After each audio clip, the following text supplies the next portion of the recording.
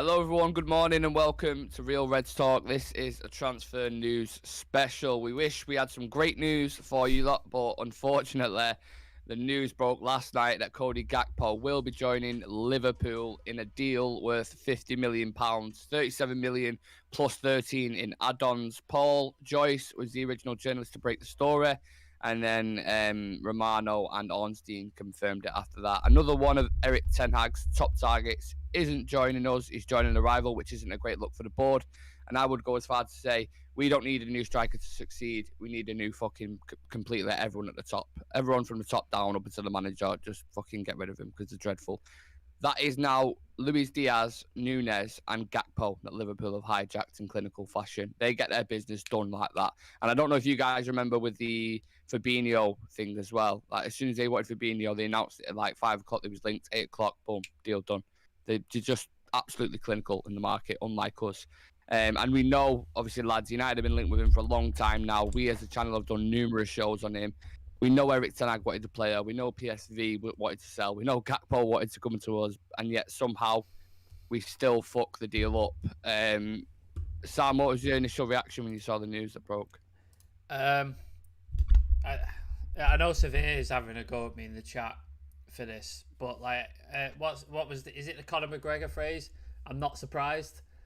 No, that's Diaz. Diaz, oh, yeah. Diaz.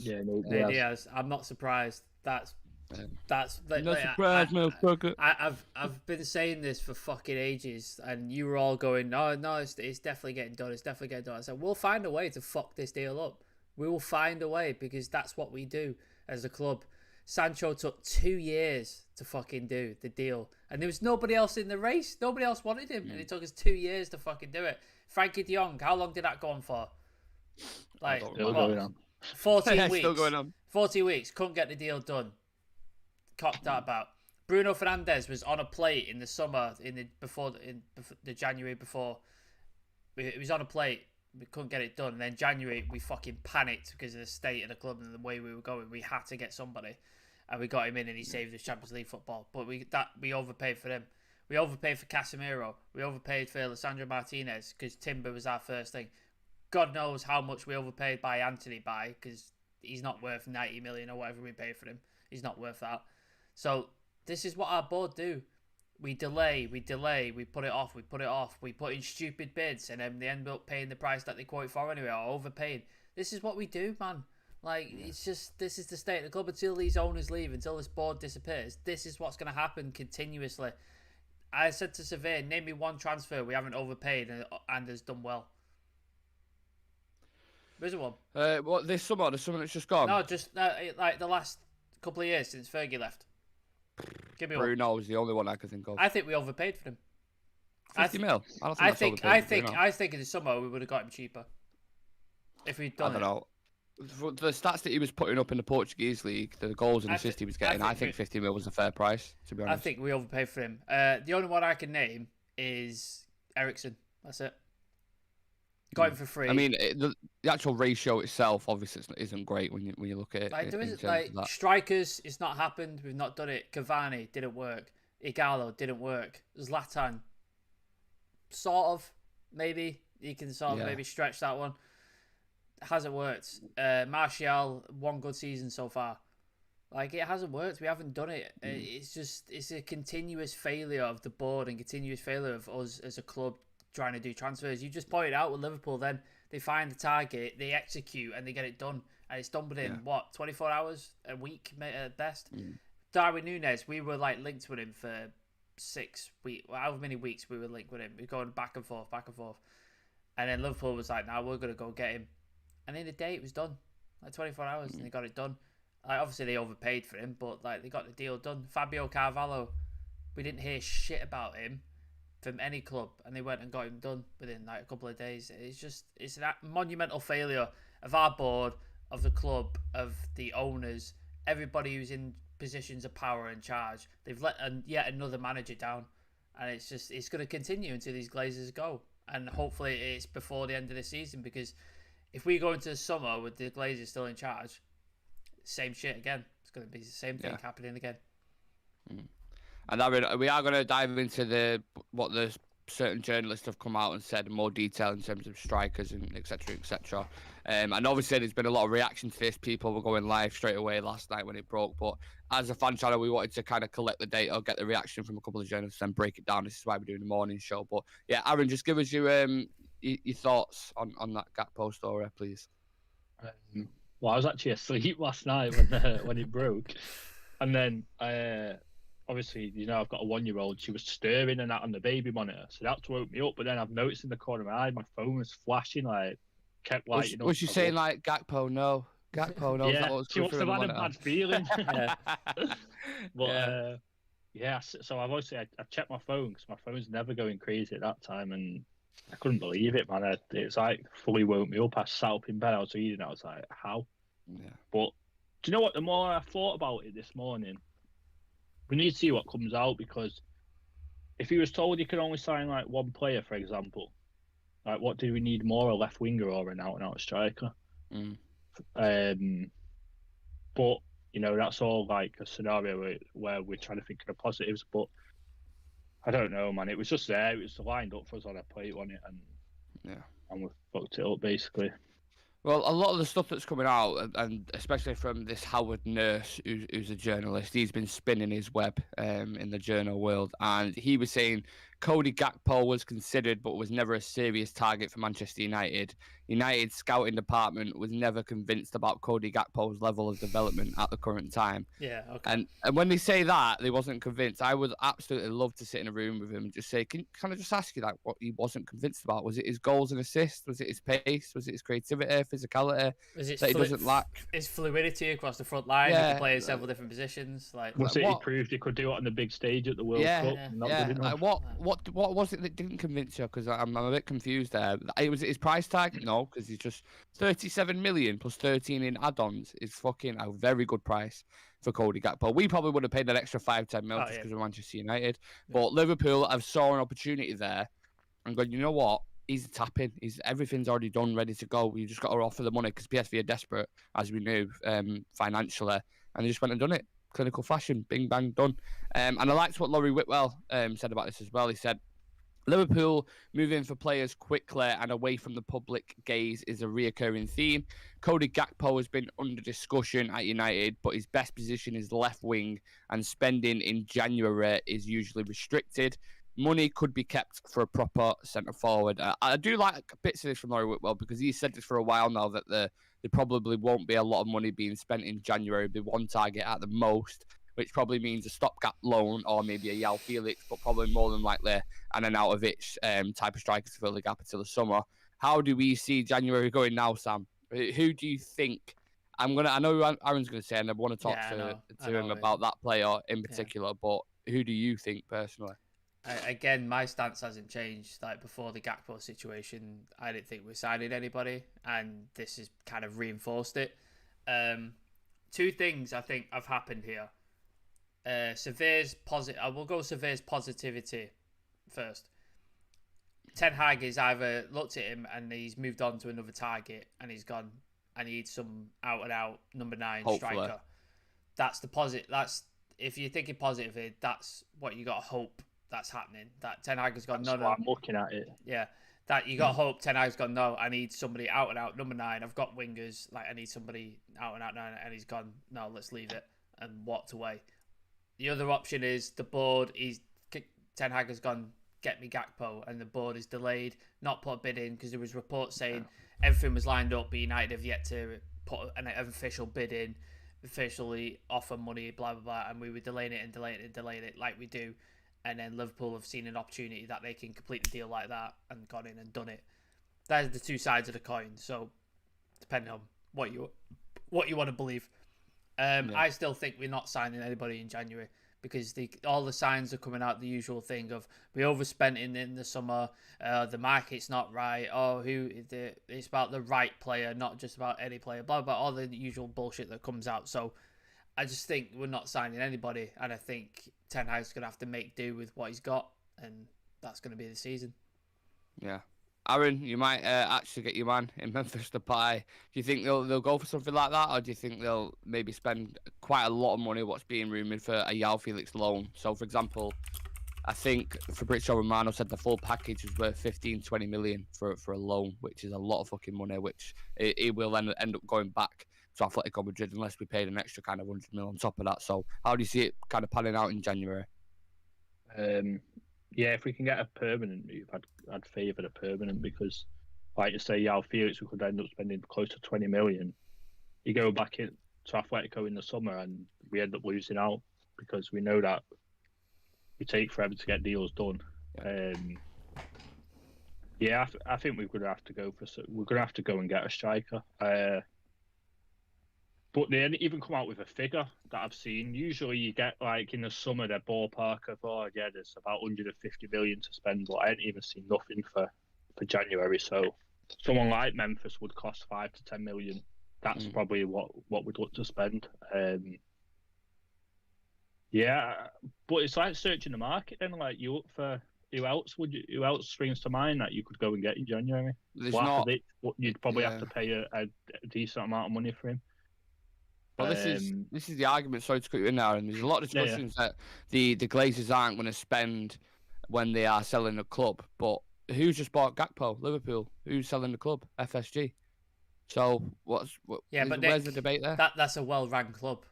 Yeah, true. So, but this is my point. Like, it's irrelevant to me because you then give yourself the opportunity then to get into the top 4, which makes you a more valuable asset. Champions League. Well, you look at it. If you were selling your house, for example, and I don't know, you had fucking bits of mold around your windows and stuff like that, and I don't know, your carpet was dirty. Would you not spend a bit of like money to buy carpet shampoo and a bit of paint to paint over the damp just to get the sale, and then it's someone else's problem, then, isn't it? Yeah. It's like, yeah, you can tell Aaron's a dodgy landlord. Just cover that mold up with a bit of paint. Paint it black. Paint the walls black. They won't notice. Yeah. I've never rented an house off you. Yeah, don't buy no. If I sell this, don't buy it, man. Yeah. But it's like you say, you put it in the best shape to sell to get the most money. But I don't know. I believe there's got to be some investment. There has to be, because they're not going to sell it. They're not going to sell United and we struggle this season because it's just going to hurt them. Any logical businessman wouldn't let that happen. They're not logical businessmen, mate. They are terrible businessmen, as we've seen. But they're all about money and taking money out of the club. So if they're money minded, which we know that they are in personal gain, then you'd spend a little to get the bigger gain, surely. And the one thing I have against that, you know what? One thing I should say, the blame should definitely go to fucking Darwin Murtaugh and Darwin Arnold, mate, missing yet another fucking target. Because I thought the most embarrassing thing would be when he flew out to Turin to try sign Rabiot and still fuck that deal up. I thought that would be the most embarrassing thing. I know when they were camped out in fucking Barcelona for like 3 days trying to get the De Jong deal done. These guys, honestly, lads, like, this was an absolute tap in. The green lights were there, and we just parked. We park at a green light, and we go when it's red. We fucking mate. We're not even looking at the traffic light. That's our problem. Like we just constantly stall. Yeah, we don't even get off. We're just the traffic light's there. We're looking at the dashboard, going, "What the fuck is this?" Like, just not even looking at the traffic light. More worried about another car that's some shit Mini Cooper that's next to us, just kind of looking at it. Honestly, can we just discuss United in the transfer market in general, because we have fucked up in so many deals. I know you mentioned it at the start of the show, Stan. Wrong decisions, overpaid too many times, sold players for absolute biscuit crumbs. Players on the outgoing. Can't sell players. We can't sell players. Yeah. It took us three loans to sell Andreas Pereira, and I'm shocked that we got 11 million for him, 10 million. Yeah. I'm shocked we got that. Phil Jones is still at the fucking club. He's still there. He's been banned from first team. He's not got a locker at the training ground anymore. He's been banned from fucking first team training. He's still there. Thought Phil Jones is going to outlast the Glazers. Yeah, like it's fucking. He's still there. Like we've got people like Axel Tuanzebe, who I fucking loved. I loved him in that Champions League game, but he's just not built for United. But he's still there. We haven't sold him, and it's ridiculous. Like, we can't sell players and we can't buy players. We're ran by a bunch of fucking idiots. Like, it's ridiculous. The only one transfer I can think of in recent memory that we got done and it happened like that was Donny van der Beek. We were linked with him in the night, and it's not worked though, has it? In the morning we signed him. No, that's not worked out. And that was a tap in as well, because Van der Sar's basically like, we've got a player here, Donny van der Beek, who's willing to move or wants to move out of the club. we've got a great relationship. Do you want him? Ollie was like, oh, I'm not going to get anyone else. So, yeah, I might as well have him. And then what's happened then? 2 years on, he's probably, Do you know what? probably I was so going to sell him for excited half when the we price. signed him. I was so excited when we signed him, seeing the play that he was at Ajax and what he'd done in the Champions League. I thought I thought he was bang on for the Premier. He was like the mould of a Lampard, wasn't he? I was thinking, we smashed it here, but obviously not. But in general, this is something we need to look at in it, Sam. This the way we operate in the market and stuff. And you would think that when the Glazers do eventually go, this board of directors and shit, that you fucking Merters and your Richard Arnolds and stuff, surely they can't stay at the club, can they? It'll be interesting. I think if new owners do come in, I think a few people will stick around just to ease the transition. I think they'll be like part of the sale. They'll be like, oh, we'll keep these guys on for, I don't know, a year or something like that. Yeah. While they get their feet under the table, figure out how badly the club's run, should I say. And then I think, they'll start bringing, if they're football minded and they do things right, they'll start bringing their own people in, because you just have to take one look at the state of the way things ran, and you can't be like, no, let's keep these guys on. They have to go. No. Like, Newcastle have done it right. Like, I know the owners are complete and utter villains and horrific people, but they've done it right. They brought in the heads of recruitment for certain players. They brought a director of football in from Brighton, Dan Ashworth. They brought him in, and they've got a history of like buying unknown, really good players and just sort of bringing them in and developing them. So like, they've done it right, and they've got the people in place to do these things. And hopefully the new owners come in and they do the same thing. We build an actual recruitment staff. We build an actual scouting staff. And we have people in countries like Portugal, in South America, in Eastern Europe, all these like gems of players that are coming out of these countries. And we have these scouts in place so we can pick up players for like 10, 15 million, bring them to Manchester United, develop them, and they become fantastic world stars instead of paying 50 odd million for Lisandro Martinez. I love Lisandro Martinez. He's one of my favourite players at the minute. He's absolutely fantastic. But we overpaid for him. Anthony, he's really entertaining. We overpaid for him, like by a huge, huge margin. Casemiro, one of the best DMs in the world, probably overpaid for him at 70 odd million at age 30. So it's a catastrophic failure on every front, and hopefully if new owners come in, they change all of that. But it depends who the new owners are, I guess. So, I would give a penny for Ragnick's thoughts right now to sit and watching this market, or watching how the board's going about with Ten Hag's transfers, just looking at them thinking, you could have gone and got this player, Alvarez. You talk about players for 10, 15 million. You could have gone and got Julian Alvarez for 15 million. Look at the World Cup he's just had. These type of signings. Vlahovic, you mentioned Vlahovic as well before Juventus went and got him. He's probably going to cost an arm and a leg now, because Juventus spent a lot of money on him there in financial trouble. So God knows what happens with him as well. And Aaron, when you look at other teams around us and the players they're currently going for, Chelsea securing deals with fucking Nkunku, Liverpool getting Gakpo.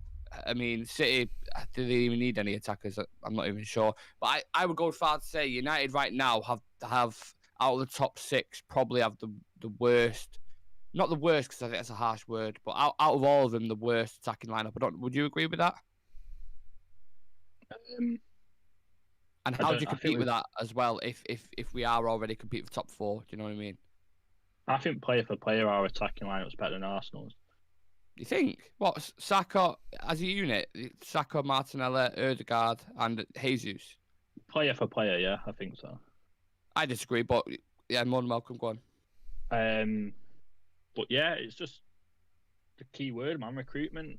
They've got so much better recruitment than us. Like say Liverpool, man, they do the work quietly. No one sees it coming. City get it done early every time.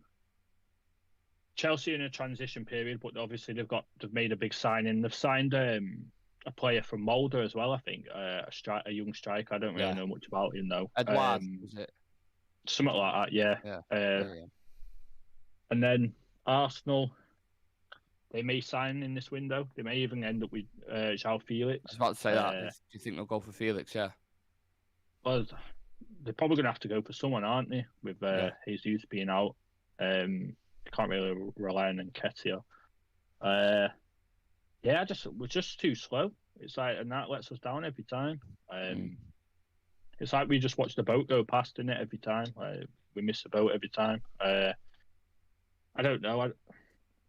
I'm literally trying to think of a name in my head of someone that we could potentially go for, and the market's shot though at the minute. You look at the volume of strikers that are out there. You either pay it for the if you want a decent striker right now, you're looking 70 to 80 million pounds. That ain't happening in January. No, We know that. We're not gonna spend that amount of money. That's why Gakpo was such a kind of shimmering target, because he just paid 37 mil plus 13 in add-ons. That's doable. You can either stretch that and take out of the summer budget. And he's versatile.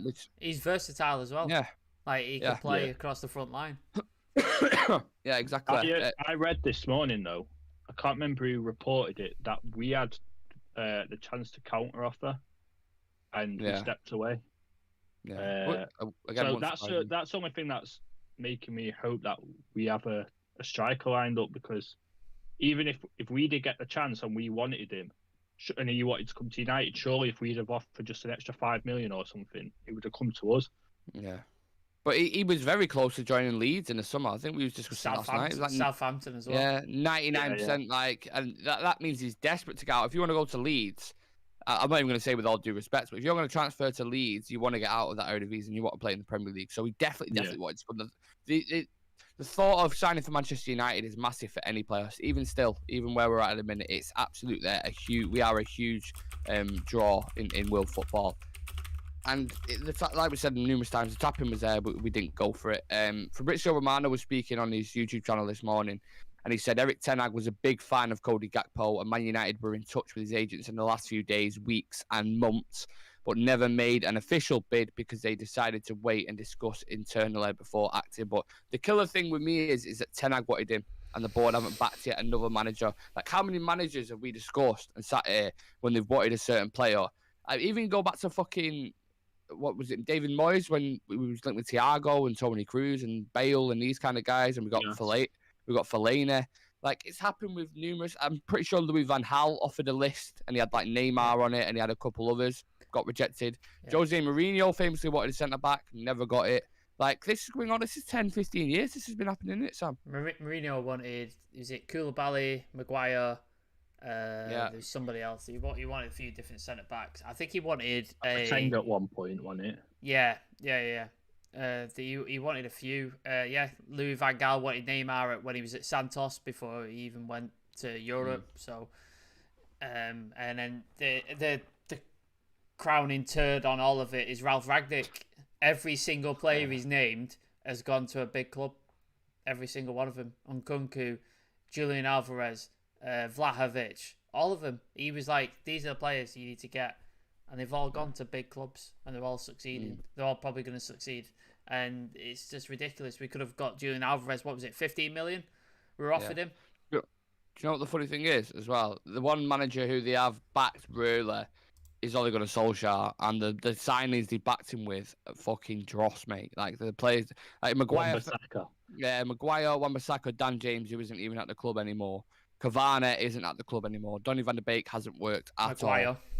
Yeah, Bruno is the only one really that you can look at under all there, be like, right, that's kind of worked out. Apart from that, the rest of the ones that they've actually backed, they backed the wrong manager. If you're going to fucking throw all your eggs in one basket and throw that amount of money, 200 million, I know they've done it with Ten Hag now, but they only did it with Ten Hag.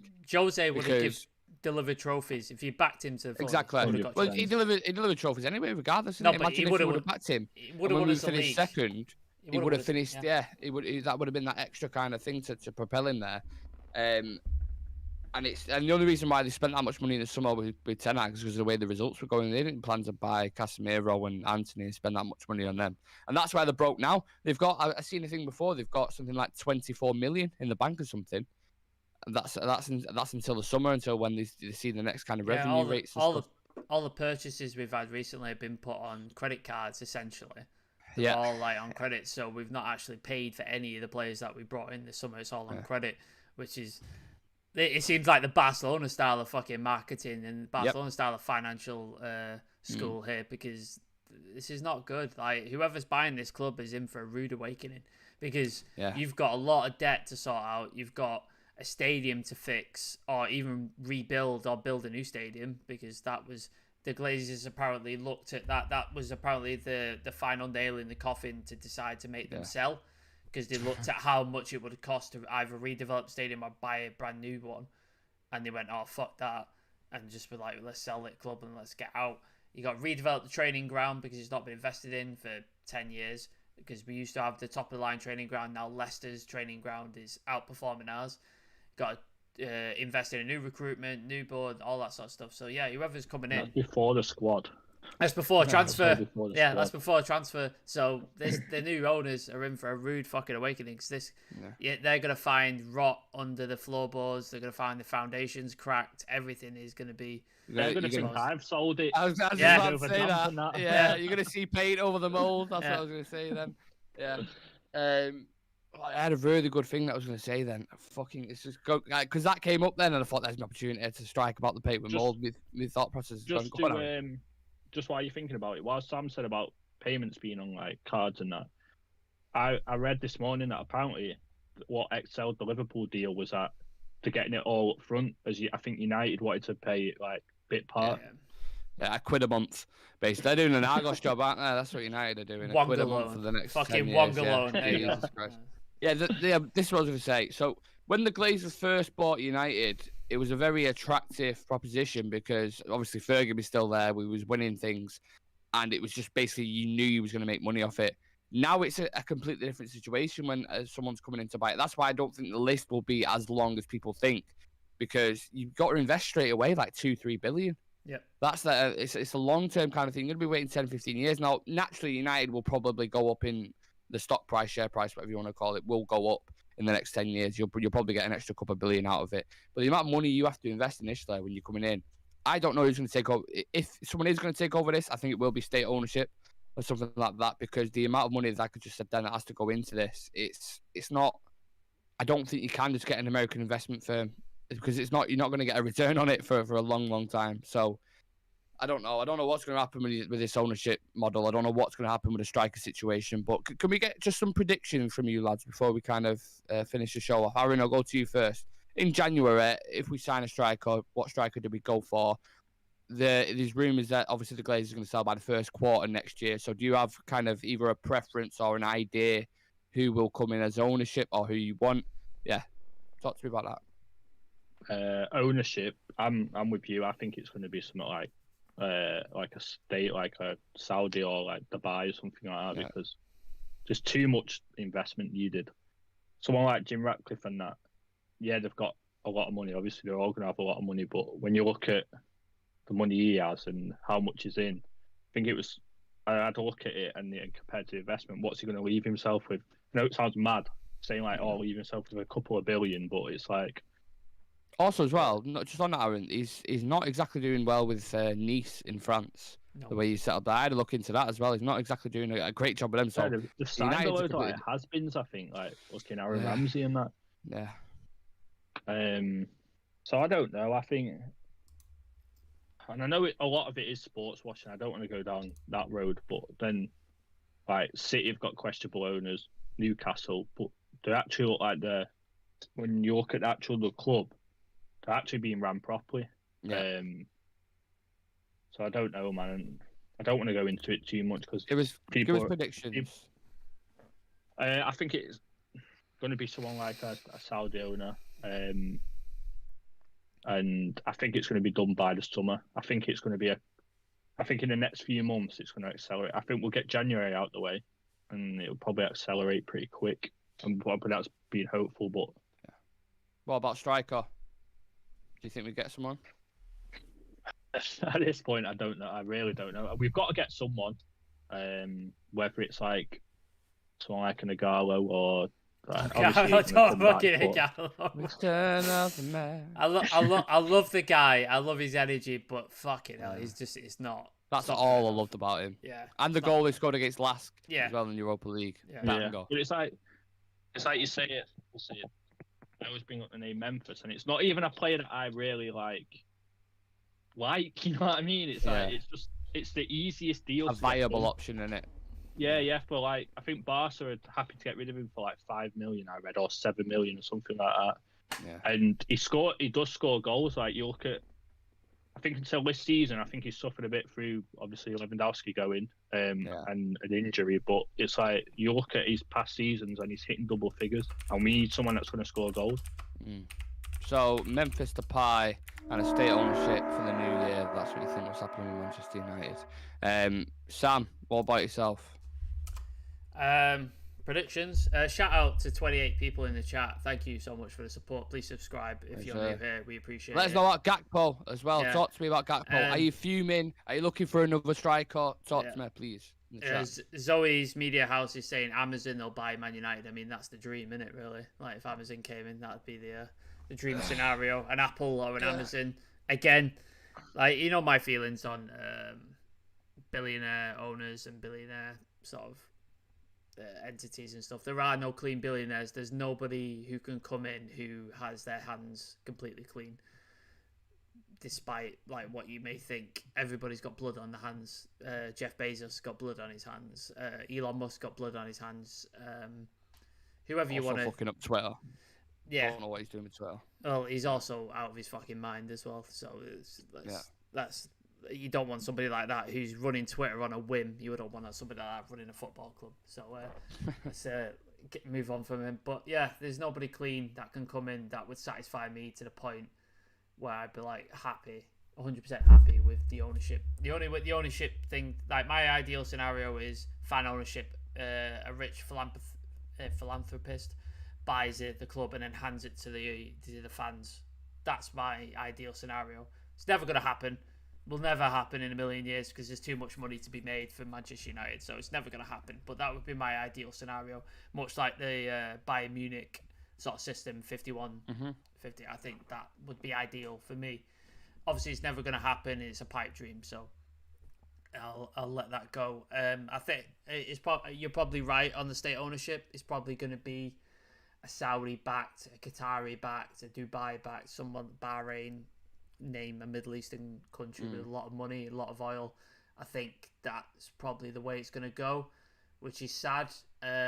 We know there's a lot of dodgy stuff going on at Manchester City right now, claiming they earned more than Manchester United in terms of sort of revenue and stuff like that. And it's just like, did you though? Did you really? Or were these companies friends of friends who own these companies and you've sort of scammed money in to pay for the club due to financial fair play regulations? And they've been done for it several times. So yeah, they filter their own money through sponsorships exactly. that apparently that they own already. So it's all really dodgy. Newcastle, you know what goes on in Saudi Arabia. Let's not forget Jamal Khashoggi, the journalist who they cut up in a Saudi embassy in Turkey for speaking out against the government. So there's no way of getting out of this where I'm going to feel comfortable, and whoever comes in, then I have to make decisions. So if somebody like a Saudi comes in or something like that, I have to make a decision. Then do I continue supporting this club?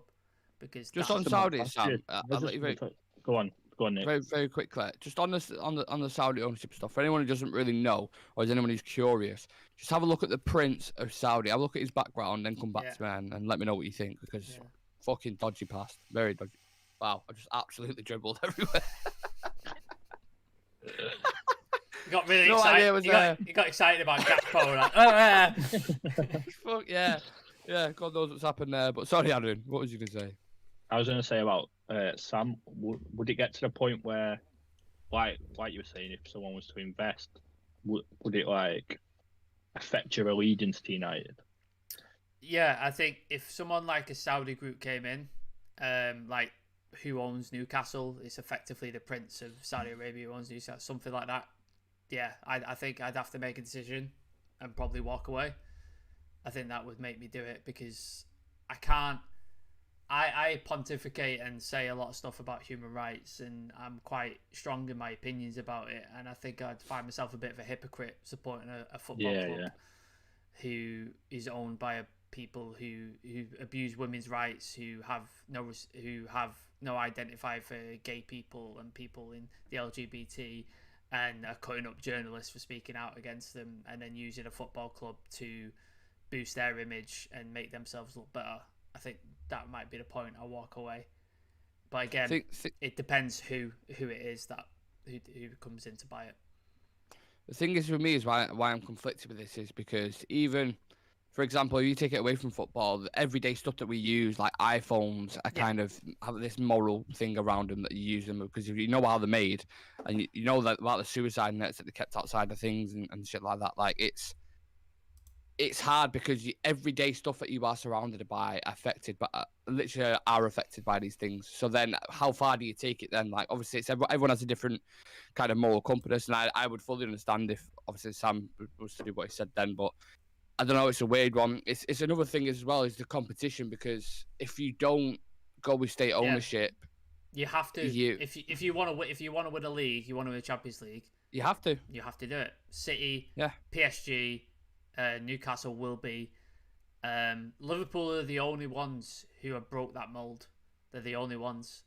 Every other team is state owned and they was opposing the state ownership and stuff like that because obviously FSG are selling and all their a lot of their fan base saying we don't want that ownership. Yep. We're not about that. We're a community club, etc., etc. So it's a massive decision. God knows when we're going to hear about it when. Hopefully by the new year we'll see what's happening with that. I'll answer the striker situation because I forgot that question. Yeah. Zoe's Media House in the chat. I'm a Muslim man, and I don't want MBS, which is the Prince of Saudi Arabia, by the way. Yeah. Or Saudi anywhere near my club. So yeah, that speaks volumes that a Muslim guy is basically saying, I don't want these guys anywhere near my club. So yeah, that's the thing. But yeah, striker wise, I don't think there's anybody out there that effectively we could sign who would set us up for the next couple of years without spending a shit ton of money. Like you said, Vlahovic is going to cost 70 odd million maybe. Yeah. João Felix is there, but we're not going to pay whatever Atletico were wanting for him. If we get him on loan, like we said, Aaron, we could just lose out on him in the summer anyway, unless we set up a thing where we loan him now and then we pay. We have an obligation where we set up and we pay in the end of the summertime and we pay a certain amount. But they do that with new ownership because you're like talking on behalf of new ownership. Exactly, that's what I'm saying. So it's all up in the air, isn't it? Like who knows? I don't think we sign anybody in January.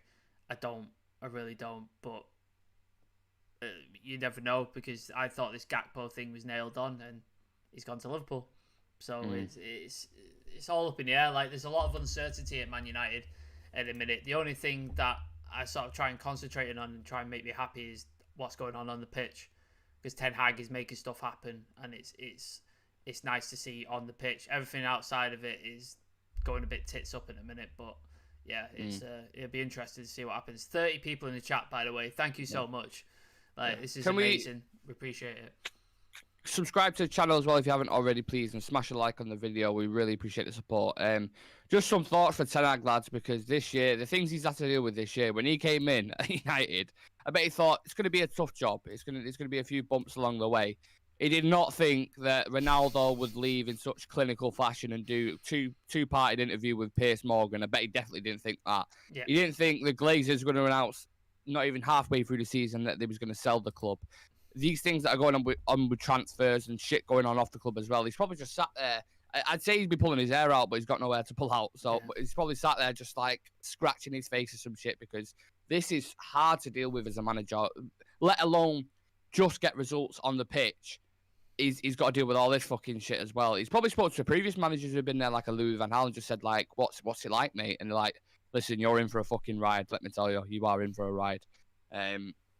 And the way he's handled it, he's been it's unreal. Like it doesn't look like it's harmed him at all. The press conferences that he gives as well, when he's being asked about stuff, he's just like, nah, don't know. We'll see what happens. He's bulletproof, man. It just like all the shit just deflects off him. We said that yesterday. We were saying, and somebody was asking about Jadon Sancho. Oh, do you know when Jadon Sancho was back? And he just went, no. Yeah. That was it. I was like, I bet he's just got like a fucking cushion at home with the Glazers' faces on it, just absolutely smacking the fuck out of it when he gets back, just to let out, because he must have rage. Because we're fans and we're screaming from the hills about these fucking owners and about the transfers and about Ronaldo. He must go home from training, open his front door and just scream. Yeah. Fuck! I just walk in and scream. Fuck. His wife was just like, "You all right?" It's just another day at just fucking. Just snaps any little thing. Anything. Fuck off! Just like, oh. Oh my god. It's a good job he's from he was working in Ajax. I'm sure he partakes in the thing just to chill the fuck out, doesn't he? Yeah. Jesus If Christ. he doesn't, he must have about 8 tulips wrapped at home when he gets back in and just smoking the shit out of him just to be relaxed. How do you cope with that shit? It's what I mean. As fans, we're struggling, man. It's what do you do? Everything is up in the air. I just have the vision now in turning up to training tomorrow and fucking Pete Rod and Wingy sat in the car park trying to get a transfer. Yeah, Peter. No, you're not signing today, mate. Sorry. Yeah. Peter, he's got to be about 40 now, hasn't he, Peter Rod and Wingy? Yeah, he's got to be retired. He's definitely retired. One thing you know as a United fan, never put anything past the realms of possibility because you never know. A loan deal, I think it will be a loan deal. I thought Gakpo was the one. The knife got stabbed in my heart last night when Ornstein and Romano confirmed it. It's so ironic as well, isn't it, that we were literally talking about on the show. Yeah. The show ends. It's there to be done. The show ends 2 hours later. It just fucking absolutely ridiculous. It's like yesterday morning, I was literally putting screenshots saying, we can't fuck this up now. Like, yeah. And 24 hours later, I was like, fucking idiot, man. Well, I suppose, if we want to try and find a silver lining, positive thing with this is hopefully when the Glazers go, these things won't be happening as much or nearly as much as they should be doing, because when a new ownership comes in, they can't look at Darwin Merton, Darwin fucking Arnold and Darwin Fletcher and being like, right, these guys are hitting every target we're giving them. These need to stay on. Give them a 10-year, etc., etc. Fuck them off. Fuck this whole board that are operating at the top level because they cannot do their job. The guy flew to Turin to sign Rabiot, who's fucking unhappy at Juventus and couldn't even sign him because of his mum. They went to Barcelona. Yeah. He got foot mugged off by his mum. He went to Barcelona, stayed there for a couple of days. He went twice. He went twice to Barcelona. They went twice. Yeah. They went once at the beginning, and everybody was like, "Oh, this is it. He's signing it." They brought in the big guns, and then he went back like 3 weeks later. I was like, "Wasn't this shit supposed to be done by now? Like, why is he still?" You know what? Do you know what negotiators they'll be like? Do you know in Ted when he goes in for the job? Yeah. And he goes like "Fuck you." what qualities you bring? He goes, "Your wife boxed me." No one's ever spoke to me like that before. It's like, you hired shit. Yeah. How much do you want? 300 grand. Right, we'll give it you. Like, they're terrible negotiators, man. They are absolutely awful. They're like Step Brothers at the end. Do you know when he goes for a job interview and he's just about got it and he farts at the end? And he's like, nah, it's weird. Yeah. You fucked it up, Murtaugh. You absolutely fucked it up.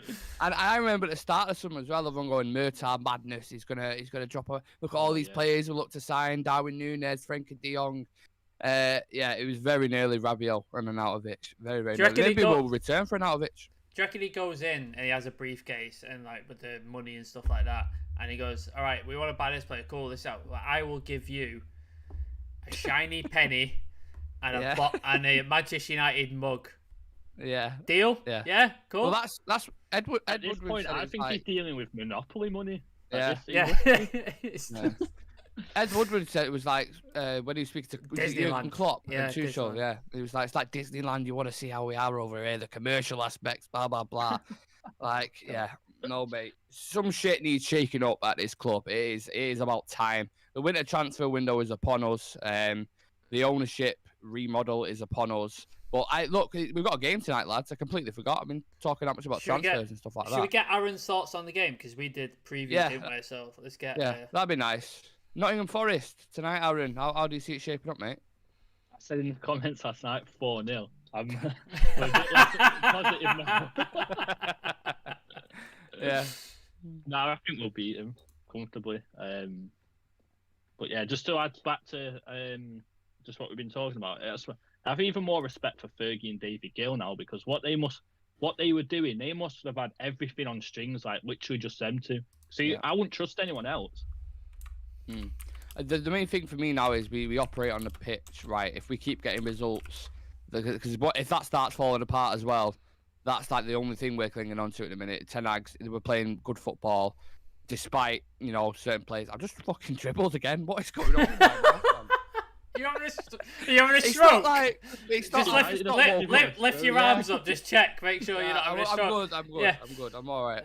But I don't know, my mouth's just not woke up. The rest of my body's woke up. My mouth's just like, nah, not today, mate. Not today. Oh, God. If you get results on the pitch, though, surely they can't deny him. Eventually, they can't deny him. You know what I mean? You have to back him. Yeah. But... Well, we've got a good run of form now. Good run of games. Excuse me. We've got Nottingham Forest, Wolves, Bournemouth, I think, and then we've got Arsenal and City. So if we get 9 points against them first three, get a couple of draws, maybe against Arsenal City, we might be all right. Because Spurs dropped points last night as well, and we've still got 2 games in hand on them, I think. So top 4 is still there. But if you start coming away from that, results start getting bad off the pitch, I think there's going to be there'll start being riots and shit, mate, because this club, again, have let us down. And it's the 100th time. If we had a list of how many times we've done it, we'd be here all day. So I think that is it, lads. I think we can wrap the show up. But yeah, your thoughts for tonight? Aaron, you said 4-0. We beat Nottingham Forest 4-0. Yeah. The return of Lingard.